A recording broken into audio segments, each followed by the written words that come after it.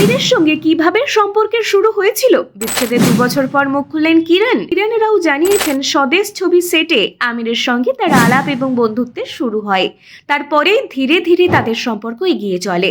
কিরণ জানিয়েছেন আমির নিজে অভিনেতা হলেও তিনি নাকি বিশেষ সিনেমা দেখেন না। সিনেমা দেখার থেকে আমির বই পড়তেই বেশি পছন্দ করেন।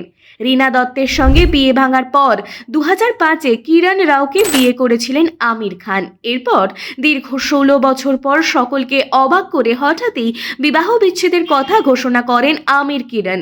সম্প্রতি বিবাহ বিচ্ছেদের কয়েক বছর পর আবারও একবার হঠাৎই প্রাক্তন স্বামীর সঙ্গে প্রথম আলাপ নিয়ে মুখ খুলেছেন আমির। কিরণ রাও জানিয়েছেন স্বদেশ ছবি সেটে আমিরের সঙ্গে তার আলাপ এবং বন্ধুত্বের শুরু হয়। তারপরেই ধীরে ধীরে তাদের সম্পর্ক এগিয়ে চলে। কিরণ জানিয়েছেন আমির নিজে অভিনেতা হলেও তিনি নাকি বিশেষ সিনেমা দেখেন না। এমনকি ছোটবেলাতেও আমিরের নাকি বিশেষ সিনেমা দেখার অভ্যাস ছিল না। সিনেমা দেখার থেকে আমির বই পড়তেই বেশি পছন্দ করেন।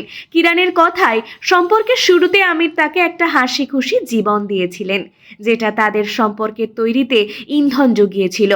এমনকি মানুষ হিসেবে তাদের বহু মিল রয়েছে, যেগুলি তাদের একে অপরকে কাছাকাছি এনেছে।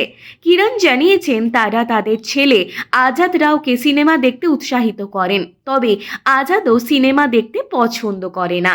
কিরণ বলেন, বিয়ের আগে আমির এবং আমি প্রায় 1 বছর একসঙ্গে ছিলাম এবং সত্যি বলতে আমরা বাবা মায়ের কারণে এটা আমরা করতে বাধ্য হয়েছি। তখনও আমরা জানতাম যে আপনি যদি কোনো প্রতিষ্ঠানের মধ্যে জুটি হিসাবে থাকতে পারেন তবে সেটা একটা দুর্দান্ত প্রতিষ্ঠান।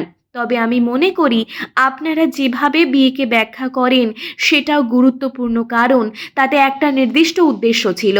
এই সামাজিক অনুমোদন সত্যিই অনেক লোকের কাছে গুরুত্বপূর্ণ, এটা সন্তানদের জন্য জরুরি। কিরণ জানিয়েছিলেন 16 বছরের দাম্পত্যে তাদের নাকি কখনোই ঝগড়াই হয়নি। কিরণের কথাই আমির আর আমি খুব দৃঢ় ছিলাম এবং দুজন মানুষ হিসেবে আমাদের সম্পর্ক খুব দৃঢ় ছিল। আমরা একে অপরের সঙ্গে খুবই সংযুক্ত। এখনও আমরা একে অপরকে গভীরভাবে শ্রদ্ধা করি, ভালোবাসি। এটা এখনও পরিবর্তিত হয়নি ডিভোর্সের পরেও। তাই আমি বিষয়টা নিয়ে উদ্বিগ্ন ছিলাম না। আমি জানতাম যে আমার জায়গা দরকার। আমি স্বাধীনভাবে